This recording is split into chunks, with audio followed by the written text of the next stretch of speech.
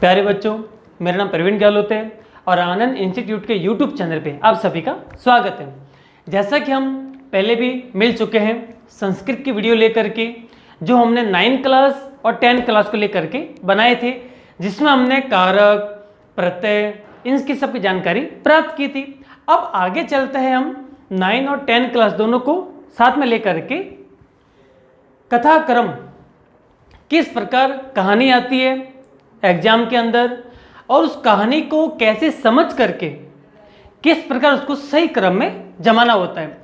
बच्चों बिल्कुल आसान है, लेकिन बस थोड़ा सा ध्यान हमें देना होता है।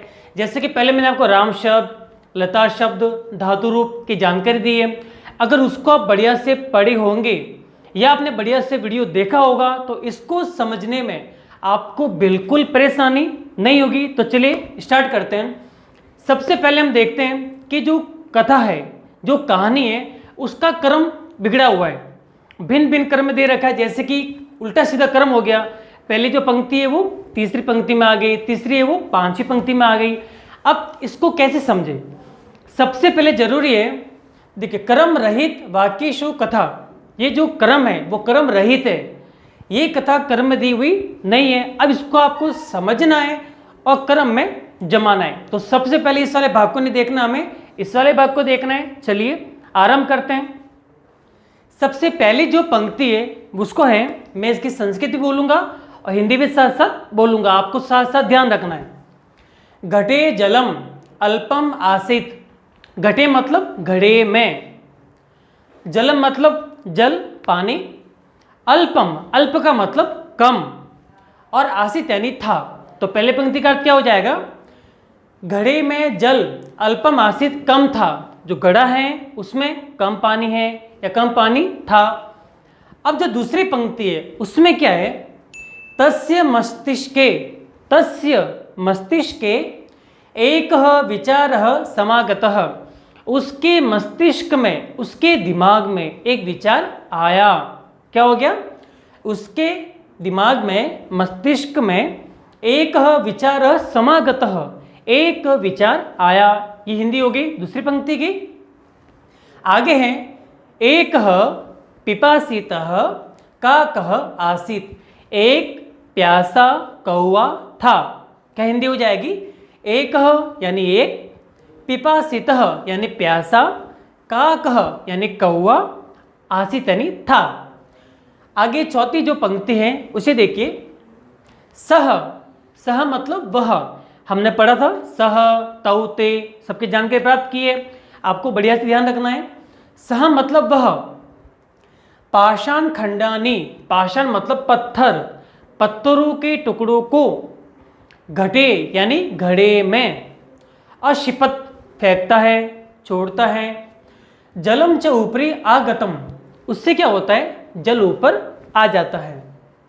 पांचवी पंक्ति है, सह वने एकम घटम अपश्यत।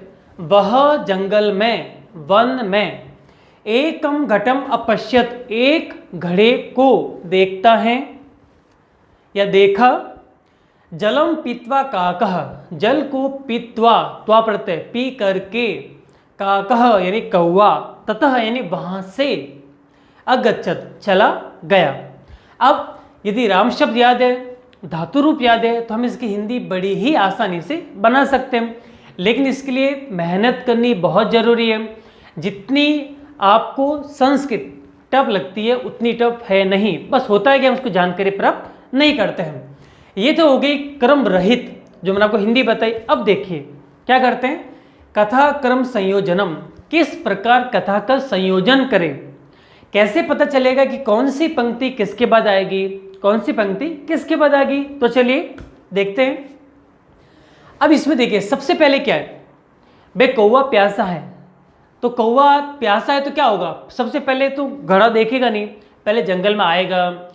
जंगल में कब आएगा? जब उसे प्यास लगेगी। तो पहले कब क्या हुआ? एक पिपासितः काकः आसीत, एक प्यासा कौवा था। सबसे क्या पहले पंक्ति आएगी? एक पिपासितः, एक प्यासा काकः आसीत, एक प्यासा कौवा था। अब क्या होगा?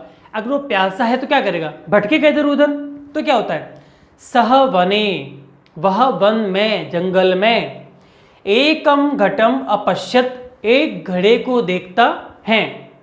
क्या हो गया, एक प्यासा कौवा था और जैसे जंगल में आया उसे घड़ा दिखाई दिया, अब घड़े के पास जाता है। अब घड़े के पास जाके क्या होता है, तो घटे जलम अल्पम आसित, अब वो कौवा ध्यान से देखता है तो उसे पता चलता है कि जो घड़ा है जंगल में पड़ा हुआ उसमें जल क्या है, अल्पम, बिल्कुल कम है, थोड़ा सा पानी है।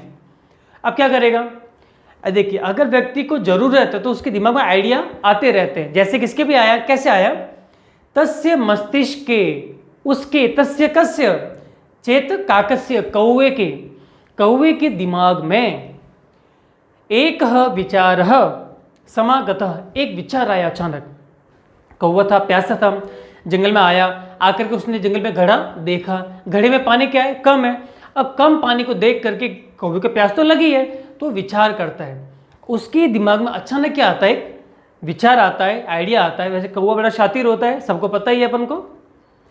अब क्या करता है वो, देखिए, सह पाषाण खंडानी, सह मतलब वो कौवा, वह कौवा पाषाण खंडानी यानी पत्थरों के टुकड़ों को घटे अशिपत फेंकता है, छोड़ दिए उसने, पत्थर के टुकड़े लाए कहीं से खोज करके और एक एक करके क्या कर दिया उसने, घड़े के अंदर पत्थर के टुकड़ों को छोड़ा, फेंका। फेंकने के बाद क्या हुआ, सीधी सी बात, अगर घड़ा है, पानी कम है, तो जैसे पत्थर के टुकड़े फेंकेंगे तो क्या होगा, जलम से ऊपरी आगतम, जो पानी था वो क्या हो गया, ऊपर आ गया, इतना ऊपर आ गया कि कौवे की चोंच उसके अंदर जा सके। पानी तो पीना है ना, और तो कुछ हमको आइडिया लगाना नहीं है।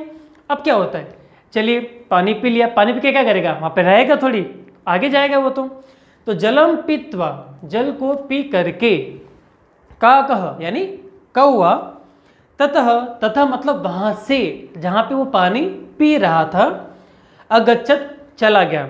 देखिए अगच्छत भूतकाल है, मैंने आपको बताया था अगच्छत चलता है, अपठत, अपठथम, अपठन धातु रूप ने पढ़ रखी है तो अगच्छन आ गया। समागतः, तो अपठथम हमने पढ़ रखी है। देखिए फिर से अपश्यत आ गया, आसित आ गया। उसी प्रकार जितना अच्छे से हम शब्द रूपों का, धातु रूपों का अध्ययन करेंगे उतना ही अच्छे से हम इस कथा क्रम रहित को कथा क्रम में संयोजित कर पाएंगे। तो बच्चों सबसे पहले इंपॉर्टेंट है इस कथा को समझना, समझ करके उसकी थोड़ी बहुत हिंदी समझना। अगर हिंदी हमें आएगी तो पता चलेगा कि सबसे पहले कौन सी पंक्ति आएगी, उसके बाद में कौन सी पंक्ति आएगी। तो इस प्रकार जो है हमारा कथा क्रम समाप्त होता है। एग्जाम में इसी प्रकार के प्रश्न पूछे जाते हैं जिसको हमें बड़ी ही सावधानी से समझना होता है और उसका उत्तर लिखना होता है। तो चलिए इसी के साथ मिलते हैं आगे के वीडियो में। जय हिंद, वंदे मातरम।